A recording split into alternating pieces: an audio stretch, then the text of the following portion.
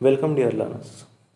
In the previous video, we discussed about the developmental biology and we discuss all the points in that particular unit. In this video, we are going to discuss about cell biology or the unit that includes the various organelles that make up a particular one cell. So what are they? In the cell biology, it is very simple. We are studying the cell from the एकदम basic concept जहाँ से start हुआ था अपना, जब से हमने science ये नाम सुना है तब से हम सेल पढ़ते आ रहे हैं, मराठी में पेशी, ठीक है। तब से हम ये चीज़ें पढ़ते आ रहे हैं कि cell is a structural and functional unit of the body और द लिविंग ऑर्गेनिज्म। सो ये अभी मास्टर्स में क्यों पढ़ना है, तो मास्टर्स में आप मास्टरी कर रहे हो तो मतलब सेल का एक एक ऑर्गेनेल, उसका फंक्शन, उसका स्ट्रक्चर, उसका रोल, उसका बेसिक अल्ट्रा स्ट्रक्चर, ये सब चीज़ें आपको पता होनी चाहिए। और जो भी लोग CSIR नेट हो गया और द वेरियस कॉम्पिटिटिव एग्ज़ाम्स के लिए प्रिपेयर कर रहे हैं तो सेल बायोलॉजी एक मेजर यूनिट है। महाराष्ट्र की सेट हो गया या CSIR का नेट हो गया तो सेल बायोलॉजी ये आपका सेकेंड यूनिट में आता है। जब आप सिलेबस पढ़ोगे नेट सेट का तो आपको पता चलेगा, इसलिए सेल बायोलॉजी को ज़्यादा इम्पोर्टेंस या ज़्यादा वेटेज दिया गया है MSc में। और ये स्टार्टिंग में आपको सिखाया जा रहा है MSc के फर्स्ट सेम में, ये आपको बताया जा रहा है बिकॉज इसके ऊपर पूरा मेटाबॉलिज्म, हर एक ऑर्गेनल्स के ऊपर एक मेटाबॉलिज्म है। आपका पूरा सेंट्रल डोगमा बायोलॉजी जो है, like DNA to RNA to protein, ये सब प्रोसेस जो होती है, तो DNA का रेप्लिकेशन होगा वो सेल के अंदर हो रहा है, न्यूक्लियस के अंदर हो रहा है। RNA का ट्रांसक्रिप्शन न्यूक्लियस के अंदर हो रहा है, फिर RNA ट्रांसपोर्ट किया जाता है साइटोप्लाज्म में, फिर जाके ट्रांसलेशन होगा, मतलब प्रोटीन सिंथेसाइज हो गए।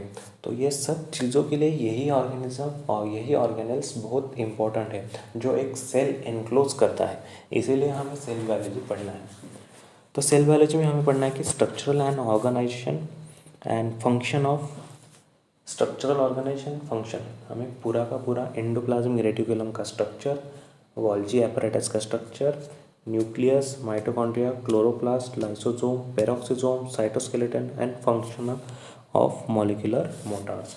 अभी endoplasmic reticulum it is a double membrane organelle. फिर उसके कुछ टाइप्स आते हैं, जैसे स्मूथ एंडोप्लाज्मिक रेटिकुलम होगा वो लिपिड सिंथेसाइज करता है, रफ एंडोप्लाज्मिक रेटिकुलम हो गया वो प्रोटीन सिंथेसाइज करता है। साथ ही साथ एंडोप्लाज्मिक रेटिकुलम प्रोटीन सिंथेसाइज करेगा तो पॉलीपेप्टाइड चेन ल्यूमेन में भेजता है, ठीक है। और ये सब चीज़ों के लिए मॉडिफिकेशन भी करना पड़ता है, मॉडिफिकेशन के लिए उसके पास अलग कुछ टाइप्स हैं, तो वो भी हमें पढ़ना है। Then second one is your Golgi apparatus, Golgi body. तो ये गोल्जी एपरेटस जो है इसमें प्रोटीन्स जब एंडोप्लाज्मिक रेटिकुलम से आते हैं तो गोल्जी एपरेटस में सीस फेज में आते हैं, सीस फेज या सीस नेटवर्क। उसके बाद फिर वो ट्रांस नेटवर्क में जाते हैं और फिर बाद में लाइसोसोम में पैक होके प्लाज्मा मेम्ब्रेन के पास जाते हैं। तो ये सब चीज़ें प्रोटीन ट्रैफिकिंग में आती है। उसके बाद न्यूक्लियस, न्यूक्लियस तो सेंटर है, मतलब सबका, it is the godfather of cell, तो वो तो सबसे पढ़ना ही पड़ेगा, इंपॉर्टेंट है। न्यूक्लियस डबल मेम्ब्रेन है, उसके बाद फिर न्यूक्लियोप्लाज्म है, न्यूक्लियोलस है, न्यूक्लियोइड मेम्ब्रेन है, etcetera. And then mitochondria, mitochondria तो आपको सबको पता है, it is the power house of cell. Then उसमें भी कुछ कंपोनेंट है, inner mitochondrial membrane, outer mitochondrial membrane. उसके बाद कुछ पेरीप्लाज्मिक स्पेस है या उसे हम इंटर माइटोकॉन्ड्रियल मेम्ब्रेन बोलते हैं, उसमें कुछ चेम्बर्स है, मैट्रिक्स साइड है, ठीक है। उसी में ATP का सिंथेसिस होता है। देन है आपका क्लोरोप्लास्ट, क्लोरोप्लास्ट का रोल आपको सबको पता है, उसमें फिर थाइलाकॉइड, ग्राना, स्ट्रोमा, लाइसोसोम, लाइसोसोम ये खुद आपको पता है कि इट इज़ एक सुसाइडल बैग जैसा काम करता है, एंजाइम सीक्रेट करता है। उसमें भी कुछ ऑटोफैगोलाइसोसोम आते हैं, हेट्रोफैगोसोम आते हैं, पेरोक्सिसोम इसका काम होता है कुछ एंजाइम्स बनाना, फैटी एसिड का ऑक्सीडेशन करना। साइटोस्केलेटन का तो मेन रोल है, साइटोस्केलेटन के कुछ 3 टाइप्स है, intermediate filament, microtubules and microfilament. उसका रोल बहुत इम्पॉर्टेंट है सेल स्ट्रक्चर एंड लोकोमोशन के लिए। And then last one is function of molecular motors, जो साइटोस्केलेटन में आते हैं। तो ये पार्ट हो गया आपके structural organisation. Then next one is your protein trafficking among the various cellular component by secretory and cytosolic pathway targeting to secretory vesicle, cell membrane, lysosome, nucleus, mitochondria and peroxisome। तो मैंने आपको सबको पहले ही बताया, जैसे ही प्रोटीन सिंथेसाइज किए जाते हैं तो वो ट्रैफिकिंग मतलब उनका वहाँ से मूवमेंट करना है। एंडोप्लाज्मिक रेटिकुलम से गोल्जी में जाएगा, गोल्जी से वेसिकल में पैक हो जाएगा, फिर लाइसोसोम, लाइसोसोम के बाद में फिर वो प्लाज्मा मेम्ब्रेन।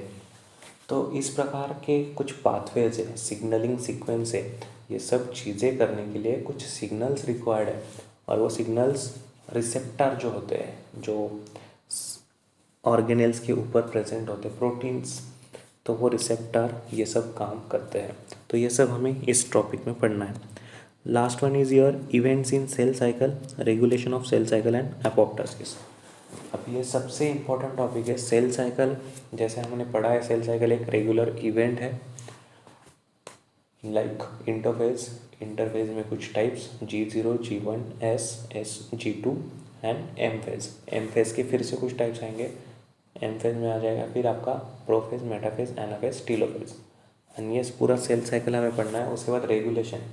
रेगुलेशन मतलब कहाँ पे सेल साइकिल रुकवाना है, कहाँ पे सेल साइकिल चालू करना है, कहाँ पे अभी उसका रेगुलेशन मेंटेन नहीं हुआ तो क्या हो सकता है।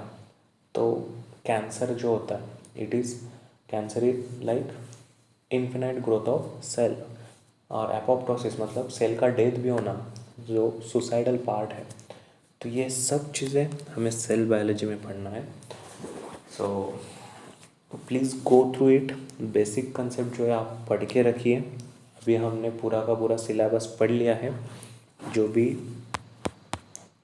हमारे MB503 बायोकेमिस्ट्री एंड मेटाबॉलिज्म में था, तो हमने वो पूरा सिलेबस अभी एक बार रीड आउट कर लिया है। उसमें हमें क्या पढ़ना है, बेसिक कंसेप्ट क्या है, इस सब की आइडिया मैंने आपको दे दी है। अभी हमारा जो नेक्स्ट लेक्चर आएगा, उनसे हम रेगुलर जो टॉपिक्स हैं like protein chemistry, biochemistry, developmental biology and cell biology, हम ये स्टार्ट कर देंगे। ये कुछ रेफरेंसेस हैं जो आपको हेल्प करेंगे for the concept that are included in your syllabus. Leininger, then Gilbert जो डेवलपमेंटल बायोलॉजी के लिए यूज़फुल रहेगा, अल्बर्ट, लॉडिश। तो ये सब सॉफ्ट कॉपी में अपने पास अवेलेबल है। अभी आप एक बार सिलेबस पढ़ लीजिएगा। In from the next lecture we will start our unit.